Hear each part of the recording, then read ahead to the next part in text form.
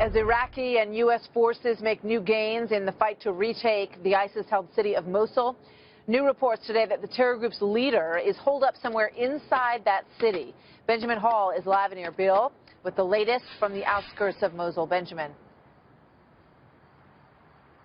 Yeah, hi Martha. Well, look, we were at the front lines today, and what we saw was a battle that has only just begun, but is clearly going to take some time and indeed face a number of problems. There has been fierce fighting over the last couple of days in some of the villages around Mosul as Kurdish Peshmerga forces and the Iraqi army attempt to clear those on their way to the city.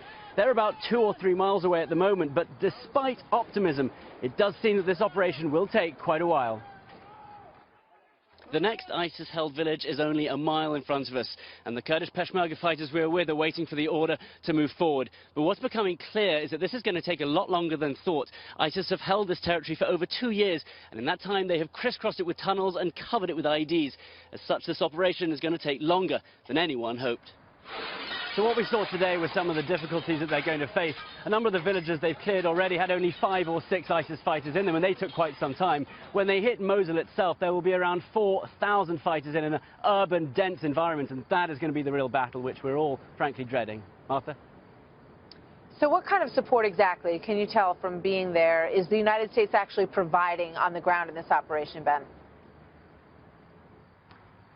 Well, the air campaign is clearly the number one thing they're offering, but we've also been speaking to Kurdish fighters up and down the lines who say they have seen special forces here, that they are active quite a lot, and CENTCOM has said that there are about 100 of them at the moment who are behind from the front lines.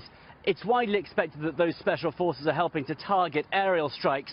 And today we also heard that Apache attack helicopters will hit ISIS targets in and around Mosul, and that's in support of the 25,000 Iraqi and Kurdish soldiers who are involved in this operation. And of course, one point that can't be missed is the humanitarian crisis which is looming. There are over 1 million civilians in Mosul. ISIS is not letting them leave. It's using them as human shields. Food is running out there, and now we're just hearing that there is also a threat of chemical and gas attacks. So frankly, the future's looking a little bit bleak, and we will bring you up to date on everything that happens from over here in Iraq. Martha?